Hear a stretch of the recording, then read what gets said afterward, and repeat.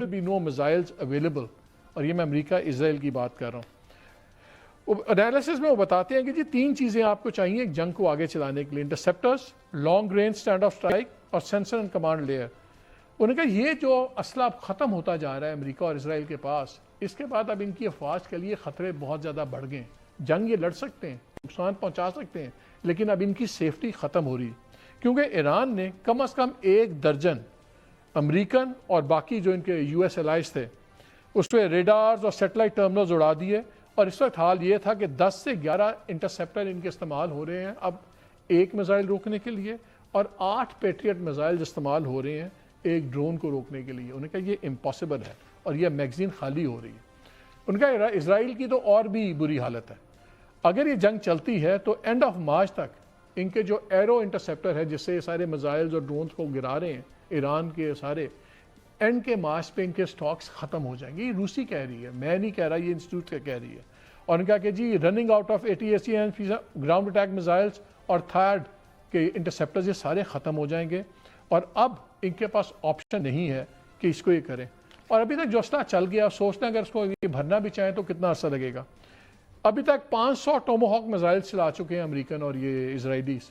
ان کو 5 سال چاہیے صرف اس کو پورا کرنے کے لیے.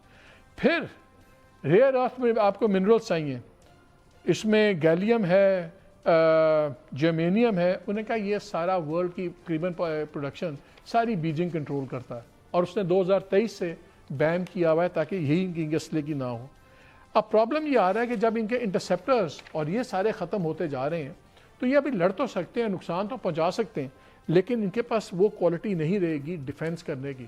اور اگر ہم بات سن رہے ہیں جیسے امریکہ کہہ رہا ہے کہ ہم لے کے آئیں گے جی وہ 2500 مرین آ رہے ہیں جاپان سے، ایمفیبیس یونٹس آ رہے ہیں، پھر 82 ایئر بورن یونٹ کے ہائیلی ٹرینڈ 3000 سولجرز وہ بھی آ رہے ہیں، اور شاید خرگ آئلینڈ پہ قبضہ کریں، وہ کریں، گراؤنڈ آپریشنز کریں. ایک طرف ان کا ڈیفنس ٹوٹلی ڈپلیٹ ہو رہا ہے، ان کی اسٹرائک کیپیبلٹی کم ہو رہی ہے، اور اس سے زیادہ ڈیفنس. اور اگر یہ گراؤنڈ ٹروپس ان کے آگے تو اچھے حالات میں ان کے لیے بہت برے دن تھے. تو یہ ڈپلیٹڈ ڈیفنس ریسورسز جب ان کے میزائلز اور ڈرونز کو روکنے کی اہلیت بالکل ناکافی ہوگی اگلے 1-2 ہفتے کے اندر، تو پھر کیا یہ لمبی وار ایران کے ساتھ کر سکتے ہیں کہ نہیں کر سکتے.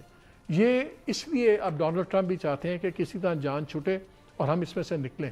2 مین ایشوز ہیں، ایک میزائلز، اس میں ایک اطلاع یہ بھی آئی کہ ڈونلڈ ٹرمپ نے یہ بھی میسج دیا ہے کہ 1000 میزائل رکھ لے میڈیم رینج کے تو وہ بھی ہم سمجھوتا کر سکتے ہیں. اس پہ ایران کا صاف جواب ہے. ان کو نظر آ رہا ہے ایران کو کہ یہ لانگ ٹرم بڑی انسسٹینیبل وار بنتی جا رہی ہے، بہت مہنگی معاشی طور پہ، پولیٹیکلی اس کے سیریس کانسیکوینسز ہیں. اور وہ جو ہے نیتنیاہو وہ تو چاہے گا کہ گند بڑھتا رہے. اچھا یہ تو سارا چل رہا ہے، لیکن دوسری طرف انڈیا کو موت پڑ گئی. وہاں پہ یقین مانے میڈیا پاگل ہو گیا، پولیٹیشین پاگل ہو گئے. وہ کہتے ہیں پاکستان کو اتنی عزت مل گئی، ہم تو کہتے تھے پاکستان روگ سٹیٹ ہے، ٹیررسٹ سٹیٹ ہے. آج دنیا کا محور بنا ہوا ہے پاکستان، کہ جو سب سے خوفناک جنگ اس وقت ہے جس نے پوری دنیا کو گھٹنوں پہ لگا دیا. یوکرین کی جنگ ہوئی، دنیا کو ادھر دیکھتی رہی. غزہ کے اندر ظلم و غدر ہوا، سب کچھ دنیا دوسری طرف دیکھتی رہی. لیبنان میں جو آج ہو رہا ہے تب بھی دنیا بے پرواہ ہے. لیکن جب اسٹیٹ آف ہرمز رکی اور سب کو مصیبتیں پڑ گئیں تو Iran war became the central piece, world کا فوکس ہو گیا.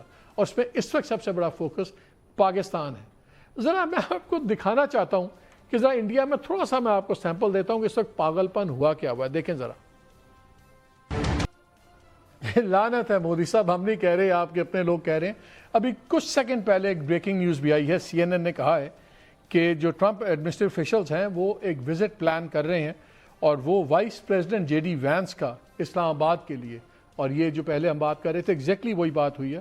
اس میں اگر چون لکھا ہوا ہے کہ ابھی ٹائمنگ فلوئڈ ہے، اور ایک ٹرکی، جیسے ہم نے پہلے آپ کو بتایا کہ ٹرکی بھی آلٹرنیٹیو ہو سکتا ہے کچھ سیکیورٹی ریزن کی وجہ سے، کیونکہ ایرانیئنز جو ہیں انہوں نے بھی ٹریول کرنا ہے. لیکن ابھی تک اسلام آباد ہی کا یہ سین چل رہا ہے. اور میں آپ سے ایک اور بھی خبر شیئر کر دوں. ایک اور بہت بڑا جو اس میں ایک امپیڈمنٹ تھا وہ یہ بھی تھا جو امریکہ نے شرط لگائی تھی کہ یورینین انرچمنٹ فار پیسفل پرپزز جو ہے وہ بھی ایران کے اندر نہیں کرے گا. اول تو ایران ابھی نہیں مانا، لیکن میری اطلاع یہ ہے کہ اس میں یہ رضامندی انڈیکیٹ کر دی گئی ہے کہ پرامن مقاصد کے لیے اگر یورینیم انرچ کرنا پڑا تو پاکستان کی مدد دی جا سکتی ہے، پاکستان کی فیسلٹیز مل سکتی ہیں، کیونکہ پاکستان کا اس کے اوپر انرچمنٹ پہ 100% سیف ریکارڈ ہے، IAEA کے مطابق ہے، انٹرنیشنلی ریکگنائزڈ ہے۔ یہ ایک بہت بڑی ایک پرابلم تھی اس ایگریمنٹ میں کہ پیسفل پرپز والا یورینیم انرچمنٹ کہاں ہوگا، اس میں بھی پاکستان کا ایک بہت بڑا رول ہو سکتا ہے۔ کیا جائے گی بات، کہاں جا کے رکے گی، ان تمام چیزوں میں بات کریں گے۔ ابھی بریک لیتے ہیں، بریک کے بعد میرے ساتھ اعزاز چودھری صاحب ہوں گے، فارمر فارن سیکرٹری، اور آصف درانی ہوں گے، فارمر ایمبیسڈر ٹو ایران، اس بریک کے بعد۔